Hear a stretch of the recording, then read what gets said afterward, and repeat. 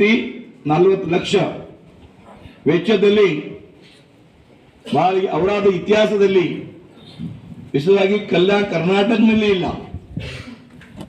ಈ ನಾವು ಎಲ್ಲಿ ನಮ್ಮ ರೈತರಿಗೆ ಅನುಕೂಲ ಆಗಬೇಕು, ರೈತರಿಗೆ ಸರ್ವಾಂಗೀಣ ವಿಕಾಸ ಆಗಬೇಕು, ರೈತರ ನಮ್ಮ ಹಲಿಗೆ ಜಾಸ್ತಿ ಕಿಮ್ಮತ್ ಆಗಬೇಕು. ಅದಕ್ಕಾಗಿ ನಾವು ಈ ಮಾಡಿದ್ದೀನಿ. ನಮ್ಮ ರೈತರಿಗೆ ಹೆಚ್ಚಿಗೆ ಲಾಭ ಆಗಬೇಕು. ಆಮೇಲೆ ನೂರಾರು ಜನರಿಗೆ ಉದ್ಯೋಗ ಸಿಗುತ್ತೆ.